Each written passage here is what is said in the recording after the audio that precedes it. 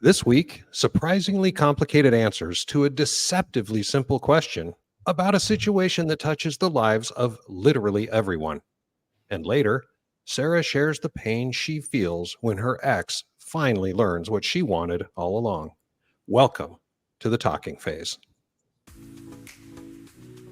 Hello and welcome to what I'm sure will be your absolute favorite episode yet of the Talking Phase podcast. I'm Tom, and I am joined by my co-host and great friend Pam.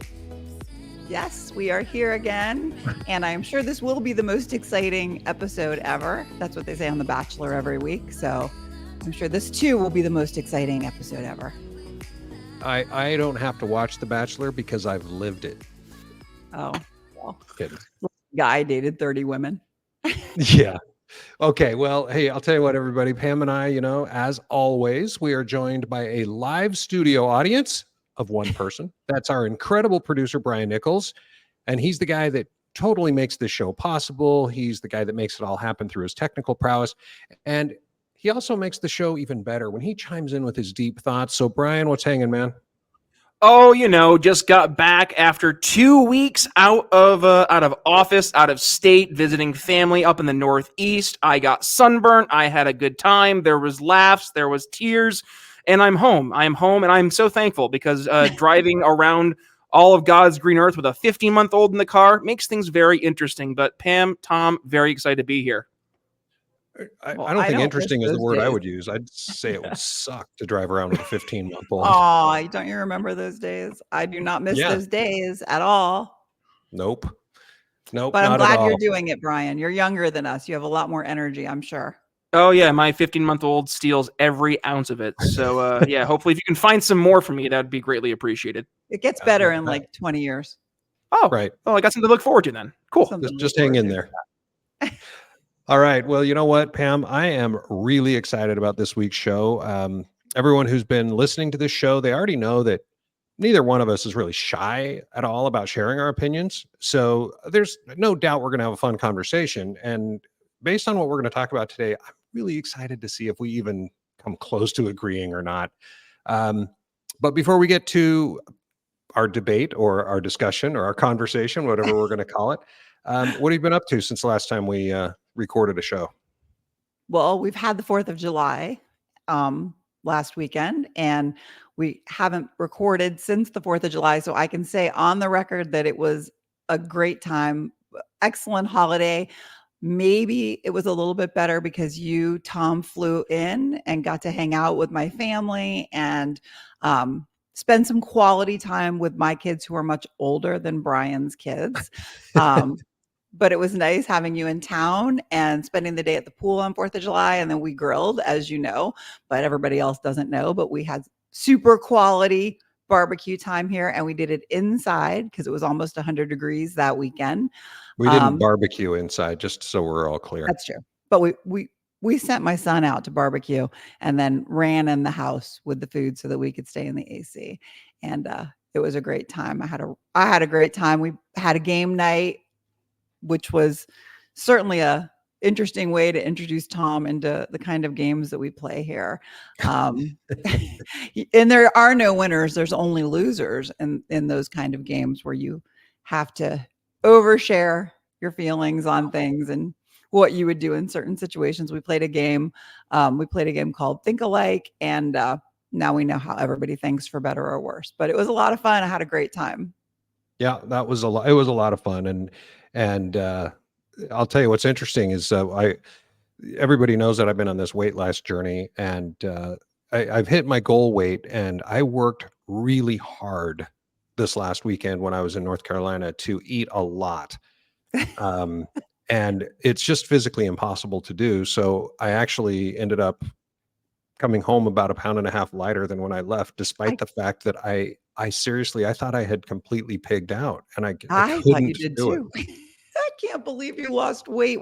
We ate ice cream and desserts, and I feel like we never stopped eating the whole time you were here. I know. I felt sick full the whole time I was there, and I still lost 1.5 pounds. And so I don't know what's going on with, apparently North Carolina forces me to lose weight, but we'll have to do better next time. Yeah. I don't know how. More ice cream. We'll go every day. Yes. You can never have enough ice cream. Well, anyway, so yeah, life is pretty darn good. It was a lot of fun. I'm glad I could hang out there with you and your family. And you got to tell Zach, I don't know if he listens to the show, but please tell him those were probably the best burgers I think I've ever eaten in my life. He spent the whole day like looking up recipes and I'm like, what's the recipe for a burger? Squeeze the ground beef together and stick it on the grill. But he took it very seriously and made sure that it was chef quality, and it was fantastic. So Yes, I thought it was delicious too. I'm glad you like them. well, okay, that's awesome. Let's talk about what we're going to talk about. This is something that you and I have discussed a little bit, not in great detail. Like, the last couple of weeks, you and I have probably had 30 hours of discussion pre and post recording. But I'm really excited to get into our topic for this week. And the reason I'm excited is because, as we said in the teaser, everyone listening to my voice right this second has either themselves or someone they love has been affected by this topic. And this is a simple question. Now, it doesn't have a simple answer, but I'm going to ask you a very simple question. Why do people stay in bad relationships? Well, That's the question. there's nothing simple about that question. And I think for everybody, there's a different reason. I can speak personally about my marriage or my two marriages, but the reasons that I left those marriages and the reasons that I stayed in them to begin with are so completely different. And I think that this subject is going to make people think about their relationships, whether they're still in them or whether they've left them, and maybe have a little more introspection into why did I stay so long? And for me, there are a multitude of reasons, but probably the main reason that I stayed once I knew it was over was because of the kids. Mm. I had been divorced already once, and I didn't want my son to grow up in that same situation with the parents living in separate houses. So I chose to stay, even though I was very unhappy, so that he could benefit from that. And I don't think he did. Oh, so you stayed for your son, and you don't think that he benefited from that? No, I mean, and I've actually thought about a lot about why I stayed. And there are many, many reasons why I stayed, and there are many reasons why I left. But when I think about the one thing that came to my mind the most, it was my son and wanting him to get through high school with both parents. And no, I don't think he benefited from that. I think he saw a tremendous amount of fighting and disagreeing, and two people who made each other pretty miserable the last few years and avoided each other even in the house. And I, in hindsight, like, what was I thinking? Why on earth did I stay so much longer just so that he could have two parents who didn't speak to each other living in the same house? Yeah. That's an interesting thing, because I remember it's got to be 20 years ago. I was divorced. My kids were still very young. My ex-wife had remarried, and thank goodness he's a good guy. Because I had a buddy call me and he said, "Hey, I'm thinking of getting a divorce. What's your advice?" And I said, "Well, think long and hard about it," because he has kids the same age as my kids. And I said, "I want you to understand that if you get divorced, your wife will be your ex-wife, which means she will probably remarry, which means someone else will be tucking your kids into bed at night. Some It's other horrifying. dude." It Yeah. is. It's a horrifying thought. Yeah. For Something both I parties. hadn't considered. I'm sorry. I said for both parties. Yeah. It's a horrible thought. And by the way, he's still married. And I don't, and he thought about that, and he called me and he said, "I appreciate you giving me the reality check." So, I don't know if it's not been a smooth marriage, this 20 years that they've remained married. I don't know if they'll stay married. Their kids are out of the house, so I guess maybe that means they like each other enough to stick it out. But this, by the way, this question is, why do people stay in bad relationships? It's not necessarily all about marriage. Oh, that's Um, true. I wasn't even So, thinking about that. yeah, I mean, if you think about, long-term relationships, they can be romantic relationships, but also just regular friendships. Friendships can be shitty relationships, just like marriages can be shitty relationships, or family relationships. And some people say, oh, no, they're family, so I have to, I'm stuck with them. Well, are you? Are you really? And Mm. that's part of my question is, can you get rid of them? Well, when it's family, it's a whole different ballgame, isn't it? I mean, it, it's easy. None of those relationships that you just mentioned are easy to divorce. Um, whether it's friends or your significant other or family. I think with family, it's a little bit more difficult because you're probably going to be thrown into that same melting pot and have to be nice to that person, whether you want that relationship or not. If it's your sibling or if it's, an aunt or an uncle or something like that. I mean, I don't have a great relationship with my sister, but we do manage to coexist for our family and for the sake of those holidays. And I have no regrets about that. So, Yeah. I look at family a little bit different than a friendship, but that really struck me when you said, what about friendships? Have you had that happen with a friend where you've wanted to Yes. exit? Well, and friendships are probably the easiest of all of these that we've talked about, right? I mean, I had a friend that we were really good friends. It was a work friendship that blossomed into an out of work friendship. His wife and my now ex-wife, they became really good friends. The four of us would hang out all the time. They lived just 5 or 10 minutes away from us. I mean, it really did. It was a great friendship. Well, I found out, um, I don't know, 4 or 5 years ago, a coworker of ours had gone through a pretty tragic event in her life, and this friend of mine, um,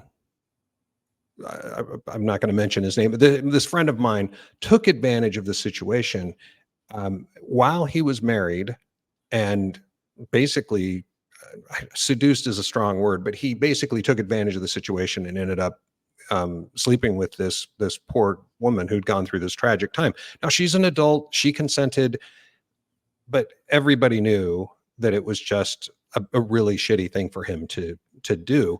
And then he basically dropped her like a bad habit. Oh, Now, again, why did she let it happen? Well, she was going through a pretty tough time, but he cheated on his wife with her and just dropped her. And I just lost all respect for him. And I guess for me, it comes down to when I don't have respect for someone, I don't want them in my life. And so I just erased him from my life. Now, I still run into him at trade shows from time to time. We don't work together anymore, but we do see each other at industry events and everything every once in a while. And of course, I don't just look at him and tell him to fuck off or anything like that. I'm still politically correct. When in public, I'm going to say hello, but I certainly am not going to go out of my way to do it. yeah, I What can about you? understand that. Well, have you heard the saying, when it comes to friends, season, reason, lifetime? Have you ever No. heard of that? Um, it goes like, if you have somebody in your life and they're only in your life for a very, very short time and you don't really know why they entered, then that's for a season. If you have somebody who comes into your life and helps you heal or gets you through something fun that you were going to do and you didn't have anybody else to go with, but you don't have a lot in common, then that's a reason.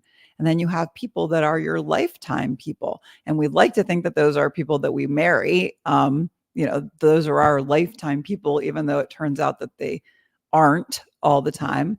But season, reason, lifetime is something that I've used my whole life. And I have had many friends that were just friends for a season or a reason. And yeah, if I see them out and about, I'm always kind and friendly and, how are you doing?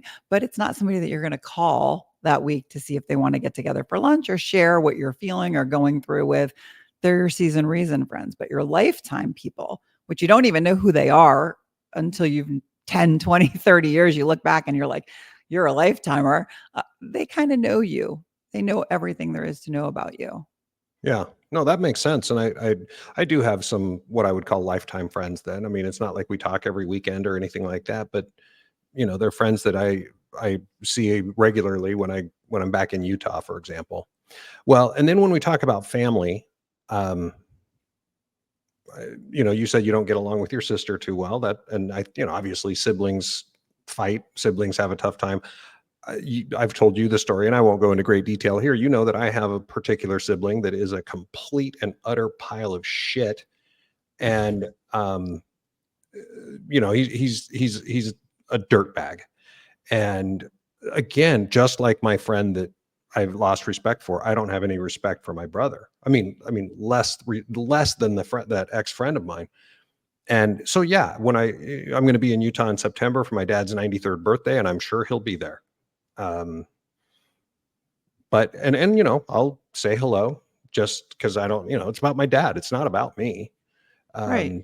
But then when we leave, I won't speak to him again until his 94th birthday or his funeral or some Or other family whatever. event that I can't avoid. Right. And I think that those people are forever in your life. Like, I look at my son's father. We've been divorced for 5 years. And, throughout that time, we had always managed to, I'll say, stay friends because I considered him a friend. If I was going through something, I would call him and talk to him. And now, for whatever reason, we're not friends. And so, season, reason, lifetime. I thought he Yeah. was a lifetime friend. Turns out he was a reason. He gave me my son. We were married for a long time and we're not friends anymore. And I think that with relationships, going back to I think the core of this subject is, for me, at least when I think about it or thought about this episode, I thought about, why did I stay in my relationship so long? Why did I stay in my marriage so long? And I think so many people that I know, um, wish they could get those years back Yeah. where nothing, for a while, some good still happening, but then there's no good happening. And you're like, what the fuck was I thinking? As far as my sister goes, I just want to touch base. We get along okay. Um, Okay. we don't hang out. We're not good friends, but we're sisters. And so, that relationship for me will always be sisters. But my marriage makes me think a long and hard about what was wrong with me. Why was I so scared to leave? And we talked about some of the points and why we each had stayed. So, your reasons for staying, I don't know all the specifics. Well, since this, literally everybody and their dog has either experienced this like in their own life. Um, like you said, you've stayed with your ex-husband for longer than you probably should have, or have loved ones that have been in a relationship that they probably should have gotten out of. Here's my question now that here's Pam saying I should have gotten out earlier, right? Right. Yes. Um, so knowing what you know, when you see a loved one or a friend or whatever you want to call them, that are in a really crappy relationship, do you tell them? Do you encourage them to get out, or do you just it's their problem? I think it's a sensitive subject. I think first you just become a really good listener. I think that for me to say the words to somebody else, you need to get out. I had people say that to me at the end of my marriage.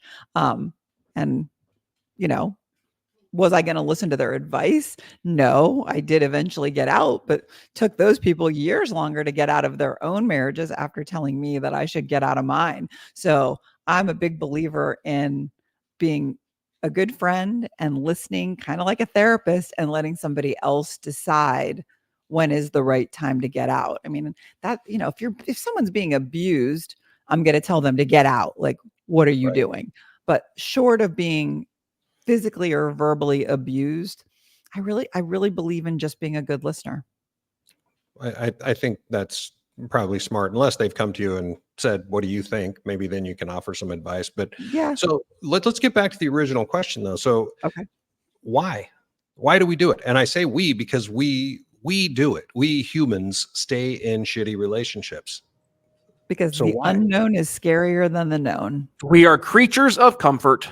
Yes. I Okay. mean, And even when we're uncomfortable, it's still more comfortable than the unknown a lot of times. And especially when you're older. I mean, in my 20s and 30s, getting out of something that was bad, whether it was a boyfriend or my first marriage or whatever, I was like, all right, let's go. Let's get out of this. Let's get on to the next phase of life. But in your 40s and 50s, it's not a good feeling to be getting out and thinking about getting back into dating again. I mean, come on, dating. Ugh. Yeah, for sure. Well, I'll tell you what, when I, here my 18-year marriage was, well, my 16-year marriage is when I found out that she'd had an affair, and everybody says, why did you allow for a second affair? It's like as soon as the first one happened, you just get out. And I'm not going to offer that advice to anyone. I don't know if that's the right answer or not. For me, it made sense to forgive and hope that we could fix things. But as here I am, that was 2017 that I found that out. So here I am 7 years later. And I ask myself, why did I stay in the face of being cheated on? Well, why did I stay? And the most honest answer, and there's no one single reason, of course, but the biggest reason that I can think of in my own mind is that we had spent years planning our future, not just saving for retirement, but planning our retirement, where we were going to live. We had bought some recreational property, and we had stuff planned. And the idea of walking away from this vision that I had in my mind, and so did she, theoretically at least, that to just walk away from that just seemed ludicrous. And it scared the crap out of me to walk away from my planned future and just hope that I could rebuild that future. And so that to me was one thing. So fear is a big one. I mean, dying alone, financial reasons. One of the other things, when she did cheat on me, I will tell you, I was terrified that if we divorced right then, that I would lose the relationship that I'd built for those 16 years with her son, my stepson. That makes total sense to me. And so there were a lot of things that kept me in that relationship. So fear is a big one. And Brian, you said creature comforts or something like that. So complacency, whatever you want to call that. We've always done things this way. Right. Yeah. Yeah. Almost everybody that listens to this podcast has been divorced at least once and probably stayed at least for a little while after they knew that there was no hope. I mean, to talk about my ex-husband, I was looking for something on his computer, and on the desktop, I saw that he had a pros and cons list. And being the nosy wife of somebody that you're not getting along with, I opened it, and it was a pros and cons list of why to stay married to me. And the only three things that were on the pros list were she's pretty, she's a good mom, and retirement. So he was looking at me as like a cash cow. It doesn't matter what my finances are. I saw those three pros, and then I saw about 20 cons on that list. I confronted him about the list. He said we were in a fight when he wrote it. Even if we were in a fight, we were always in a fight. So that just meant he always felt that way. I saw that list, and I stayed married to him for another 2 years. And he stayed married to me for another 2 years after making that list. So I don't know which one of us is more stupid, but I'm positive that we both stayed for the same reasons. Fear, our son, clearly money was a big reason for him. I think those were the driving factors. There's no question that we're both a lot happier now than we were married to each other. I can't believe that. I couldn't either. I think that's wow. Okay, that's a good one. Well, another one that I think about for myself is, and again, there's no nice way to put this, but low self-esteem. When I was separated after her second affair, I was sitting in the hotel, and my cousin, who, we celebrated her birthday on our last episode. We talked about, we wished her a happy birthday. So my cousin Allie, who was absolutely my rock during this time, she and I were talking, and I was just crying my eyes out. And she said, well, tell me what you're crying about. I mean, she knew I was crying because I was divorced, but she was, what are you scared of? And I said, and remember, this is after she'd cheated on me twice. I said, how will I ever find anyone as good as Trinity? Blech. I'm I sorry. know. I mean, that's the perfect reaction. I throw up in my mouth saying that now Oh, well, I hate that you because, felt that way. yeah, I mean, how am I going to find anyone as good as Trinity? By the way, that's her fake name. That's the name I use when I'm making videos about her, not her real name. I literally didn't marry someone with a name like Trinity, but that's what I call her online. Um, but I just, how am I going to find anyone as good as this? The person who's just cheated on me for the second time that I know of? Oh my gosh, what kind of a hole what had I dug for myself? So anyway, low self-esteem. And the other one that I wrote down here, for reasons that people stay in relationships, is religion.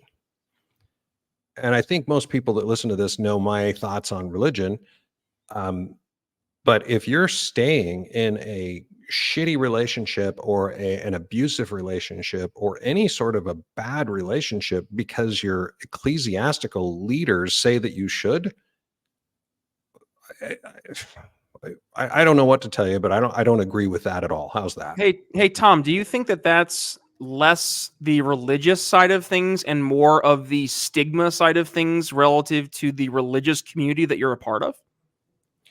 I think it could be both. Mm. Peer pressure and public embarrassment is amplified in most religions. I believe.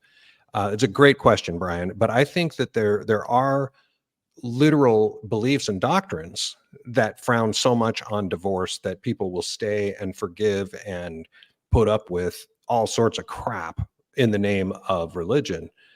But then you make a really great point that they could just be, well, this isn't about the doctrine or the belief system, but it's about, I don't want the guy in the pew next to us to know that I failed in my marriage. Is that what you mean? Right. Yeah, and it's the collective judgment, right? Whereas if it's a religious issue, I don't know, it feels like it could be an issue between you and your creator that you have to work through versus when you go to that place of worship, it is no longer just you and your creator, but rather now it's you and your community. And instead of facing that one-to-one, you're now facing one-to-many. So it ties into that peer pressure, that shame, but also I think it's hitting on that animalistic part of our brain, right? Where we are so uncomfortable not being part of the group. So that stigma, that peer pressure, it alienates us and it puts us into that fight or flight mode where, back to Pam's point earlier, you end up saying, all right, we're gonna stick this out because I don't want to deal with either of this, right? So I think that maybe plays a role too. But hey, who am I but the voice of Voice God of here? God. That's right. But he's talking about religion, and some of the things that you just said, Brian, would also apply to the other things. I don't know anymore if there is a stigma to divorce, but I do know a lot of religious people, or people who, when I moved here, said they were religious, that are now divorced and are living really happy lives. I've kind of come to realize that most people who say they're so religious just means that they go to church. It doesn't necessarily mean that they're not going to get divorced or not going to have affairs or not drink or not curse. I mean, like, it's I tend to think that in 2024, the people who are staying together for religious reasons are probably the most religious people, and I don't know any of those people. Just saying. I'm just saying, not to call anybody out, but like I don't know them. Yeah. Well, I'll tell you what, I've got one more before we finish this, and then we'll have to decide if we agree or disagree on a couple of things. But I just thought about this one, and it's not surprising that I didn't think of this, but I think it's mostly effective. This mostly affects women. So, what about physical abuse, fear of physical abuse? How many women stay because they're just afraid their husband is going to beat the shit out of them if they try to leave? Well, if we're just guessing, I would think that any woman who is married to somebody who has not yet physically abused them and they want to leave the marriage, they're probably not going to start as the woman's walking out the door. But clearly, I don't know that that's true. I just, I think that that's a personality type that they already know to be fearful. And of course, we all watch those things on Netflix and so on, where people have stayed many years because they feel like the man will either stalk them or kill them. Or in my case, all that happens is I get ignored or blocked or blown off. But like some people may get, murdered if they want to leave. I just don't think that that's the norm. I think that's a pretty small percentage. But I'm Right. guessing. Yeah. So what's that movie Enough with J-Lo? Oh yeah, but she kicked his ass. So That was such a great movie. All so right. So I guess the bottom line is I asked the question, why do people stay in bad relationships? We've talked about a whole bunch of different reasons, fear, complacency, religion, low self-esteem, fear of getting your ass kicked. I losing your mean, friends, yeah, that's another not one. seeing your kids all the time. I mean, I think the list is so even longer than what we would imagine. I just think, Yeah. and I just think that at the core of the whole issue is fear. Like, we're just scared. What comes next? Is it better than what we're leaving? Almost always the answer is yes, but you have to get through that dark, sad, lonely place that can last for quite a long time until you come up on the other side and you're like, I can breathe, I can move on. That's over now. Yeah. And so what and I think we both agree that it's not our place to call our friends or family and go, hey, I think your wife's a bitch. I think you should leave. Right. But if they come to us and say, hey, I think my wife's a bitch, what do you think I ought to do? Then the door's open, right? You can give some advice and examples, and here's what I wish I would have done. Or would you? I'm just thinking if the only thing they say to me is my wife's a bitch, I'm probably going to tell them to go to therapy. There'd have to be more reasons than that to tell somebody to get divorced. I think that I would I was just point paraphrasing. out all of the negatives and hope that they came to the conclusion. I mean, I'm divorced. I survived it. I'm living my okay life. And, I think that whether it's okay or good or better or best, I think that all of us can agree that once you're on the other side of a divorce, 95% of the people are happy to be there, even if it takes a little while. Yeah. Yeah. It doesn't mean that it was easy or that they're not sad that their divorce had Of to course. happen.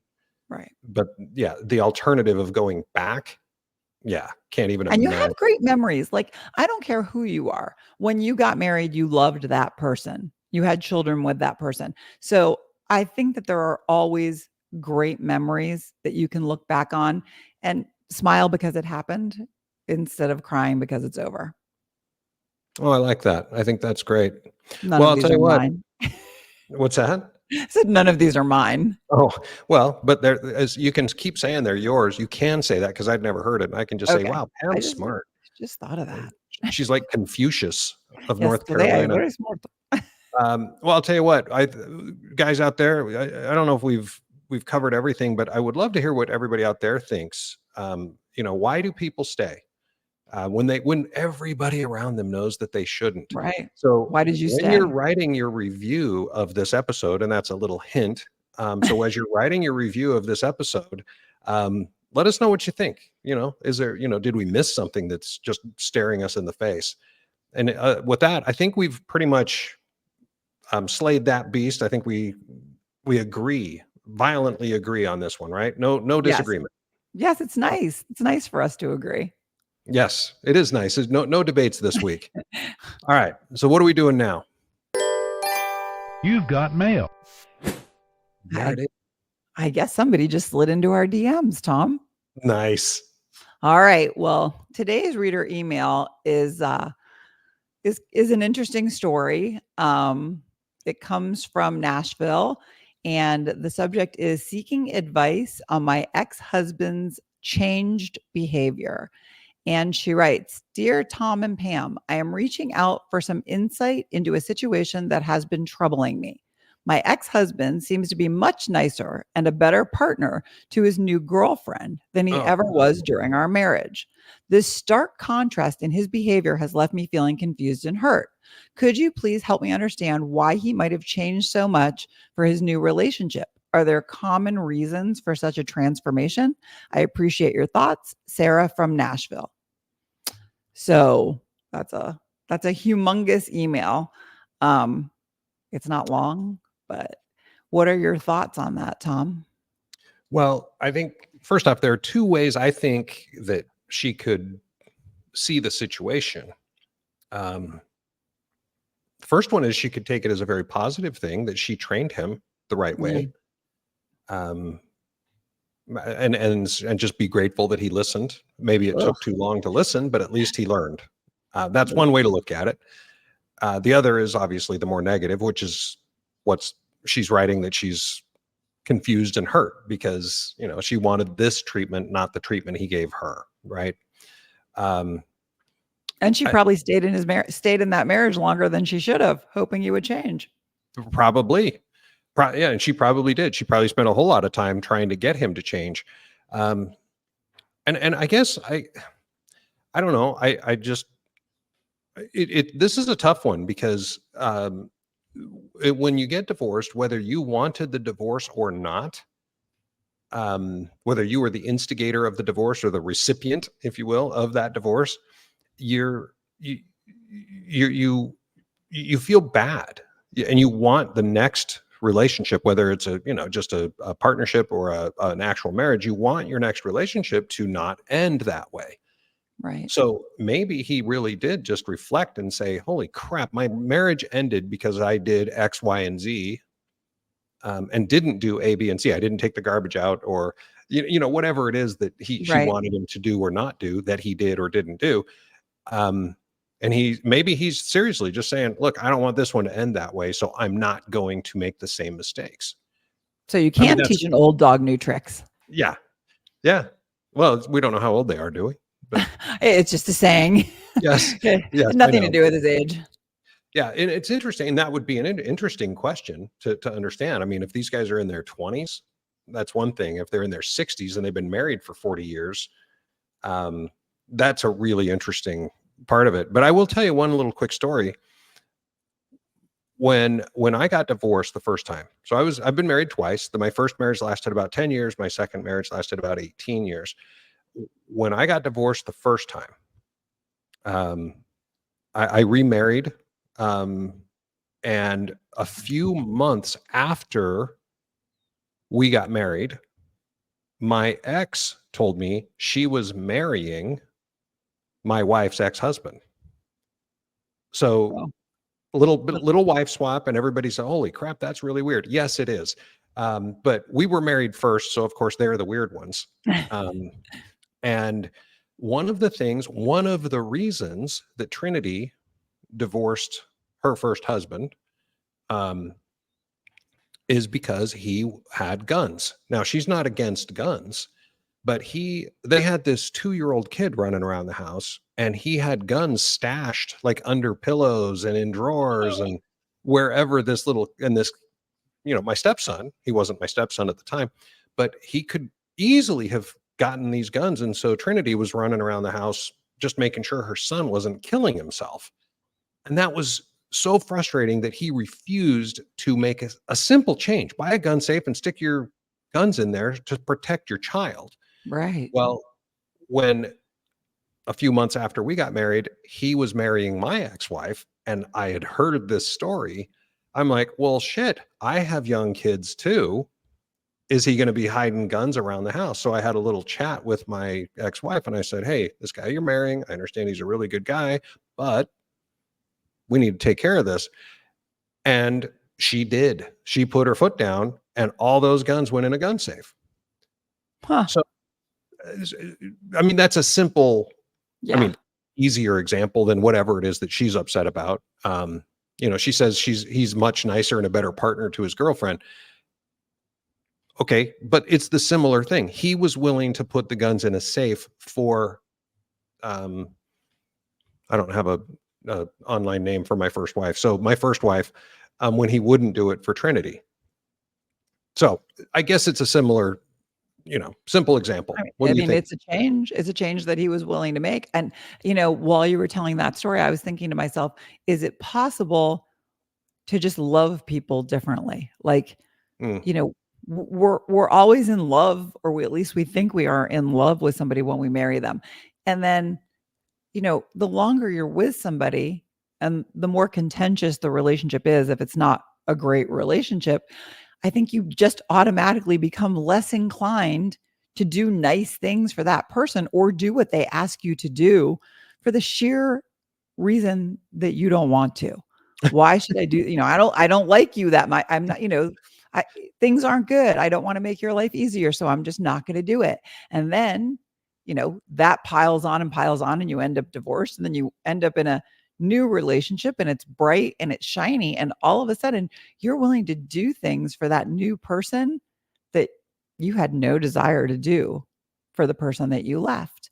And it's unfortunate, but I just think it's very, very typical. I've definitely seen this in myself, that I'm willing to do things that I wasn't willing to do in past relationships. Then you're looking at a new relationship. I think it's common, and I think it's so sad that it happens that way. And it's sad that I feel terrible for her, and I understand that that's like a knife in the heart. Why couldn't he just do those things for me, and we would have stayed happily married, you know, living happily ever after?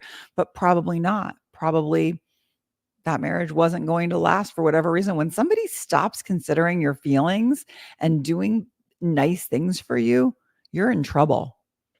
Well, and I agree. I agree 100%. But, one of the other things that's interesting about this, we got a comment on our TikTok sometime this week. I don't remember much about it other than this lady wrote that she was sad because she's divorced because she wanted to grow and move forward, but her husband wanted to stay standing still. Do you remember that one? I do remember that, but in that context, yeah, I just think that that's common also. I think that especially when you get married young.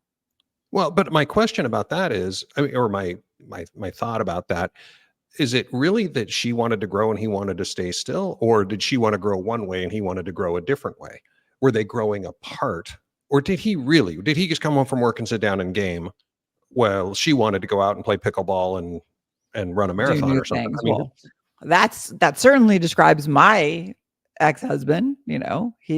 I did things by myself. I went out and made friends and did social things and took the kids on trips, and he stayed home because that's what he wanted to do. Um, so I do think that people grow in different directions, or some people don't grow at all. wow. But he probably That just hated me, and so he just didn't wanna go do things with me. And again, like his next relationship, he'll probably love to do those things all over again. So I think a lot of it just comes down to how you feel about the person that you're in the relationship with, more so than that did that person actually change, or are they just having their needs fulfilled in a way that makes them want to be better for the person that they're with? And that's not a slam on Sarah. That's just reality. Yeah.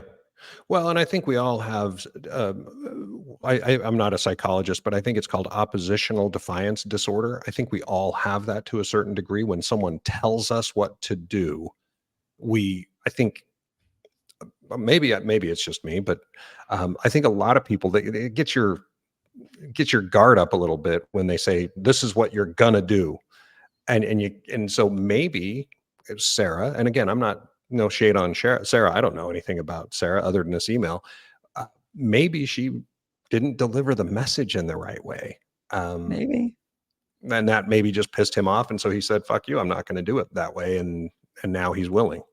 And maybe it Um, wasn't how she asked. Maybe she also told, I think within marriages, when you're in that male female dynamic, a lot of times I know for myself that I would tell him what I wanted him to do, or say, why can't you just do this? Or why haven't you done this? I just think that we fall into that trap a lot in the marriage. So, I can say he had a pros and cons list, and say bad things about him, but I was certainly no perfect partner either.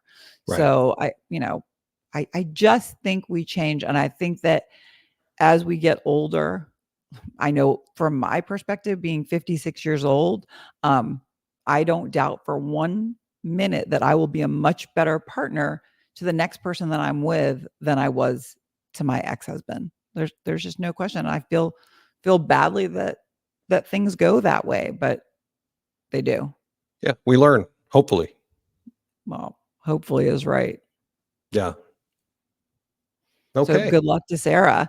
Yeah. And, I'm sure we didn't really shed much light on that. We would have to talk to her husband or her ex-husband to do Right. that. And so this is what we got, Sarah, Yeah. just our feelings on the possible reasons why And somebody. if you're a dude that got divorced from someone named Sarah in Nashville and you would like to write your side of the story, Oh, send it. send All it. right. Well, with that said, we love your emails. Please keep writing them. You can send them to us at talkingphase@gmail.com. That's phase with a PH. So talkingphase@gmail.com. Or if you follow us on TikTok and it's easier for you to send a direct message, I do read all of those. And so if there is advice asked for or a question that we can help you with on the podcast, we get them, we read them, we love them. So please keep sending them. Absolutely. And if you have a question for either one of us, or if you have a topic you'd like us to cover on the show, just send us an email, talkingphase@gmail.com. So that's it for today's show. Thank you all for listening.